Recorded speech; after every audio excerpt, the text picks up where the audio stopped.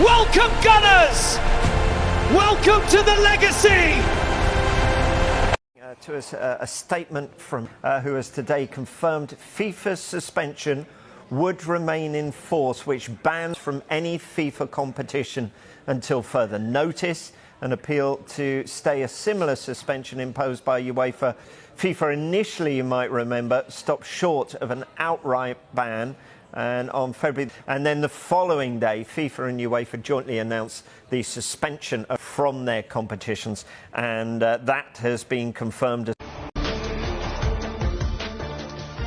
A little bit of interesting breaking news from the UEFA Congress this morning. So there's an executive committee meeting discussing a manner of things. Last topic I want to mention, we had to suspend both for interference in the activities of the football association. So these associations are suspended from all footballing activities with immediate effect.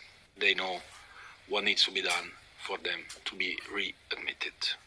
I cannot stress more strongly at this moment UEFA and the footballing world against the disgraceful, self-serving proposal we have seen, integrity and sporting merit.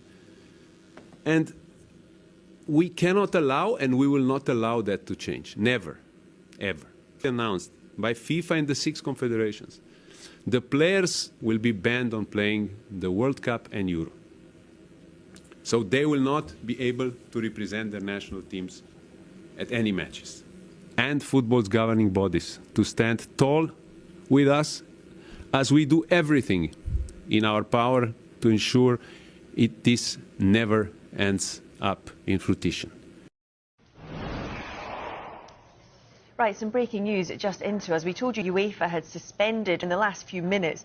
We've had confirmation from UEFA that it is investigating Kut's conduct. The investigation is over a potential violation of the UEFA. Further information regarding this matter will be made available in due course. So, yeah, there we go. The breaking news. UEFA have now confirmed that Kut's conduct. Welcome back. We have got some breaking news. And at FIFA, we can only and strongly disapprove, which is a breakaway from the current institutions, from the leagues, from the associations, from UEFA and from FIFA,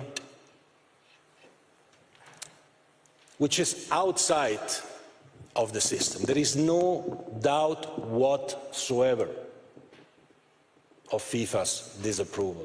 I think it's looking likely that Gianluca Prestiani, the player at the centre of these allegations, what we do know is that UEFA has an ethics and disciplinary inspector, but his work is going to take more than a few days. What he needs to do is gather evidence, interview the relevant parties, and then forward his report to the UEFA disciplinary body. He was accused of racially abusing suspension.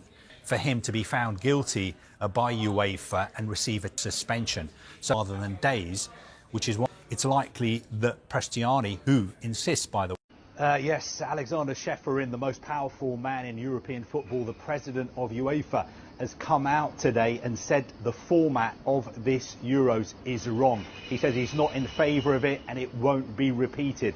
Of course, normally Euros are held in one host country. Sometimes we've had them in 2 host countries, but we've never had something like this before. He's never been in favour of this format. He's the one who's had to deliver it. And today he's come out and made it clear it's not going to happen again while he's UEFA president. In the future, we're going to have tournaments in 1 country or maybe 2 countries as we've had in the past. You can see why people all around Europe, fans, are not happy about it. And thankfully, as far as they're concerned, and as far as the vast majority of people in football are concerned, Alexander Ceferin has said that this is not going to happen again. European football is once again at the centre of global attention after dramatic and unconfirmed reports claimed that Sport Lisboa e Benfica have been suspended from continental competitions, while Argentine prospect Gianluca Prestiani has allegedly been banned from participating in Europe. The claims have spread rapidly, with sources suggesting that football authorities carried out a review into serious regulatory matters before imposing disciplinary measures. While complete official documentation has not yet been fully clarified publicly, the reported outcome has already triggered massive debate across the football world. For Benfica, a suspension from European competition would represent a severe sporting and financial setback. The club has a proud history in prestigious tournaments such as the UEFA Champions League, where participation brings global exposure, competitive prestige, and significant revenue through broadcasting and sponsorship. Losing access to that stage would immediately impact planning, squad development, and overall ambition.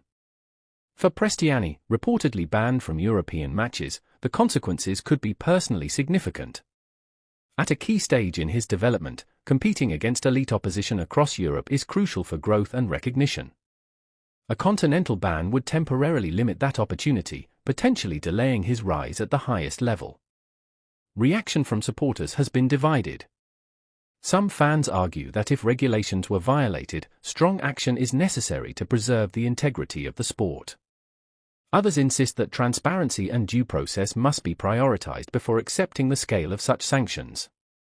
Analysts have noted that suspensions involving European competitions usually involve detailed investigations and coordinated decisions among governing bodies. At this stage, uncertainty remains, with many awaiting comprehensive official clarification. Football governance processes are typically complex and formal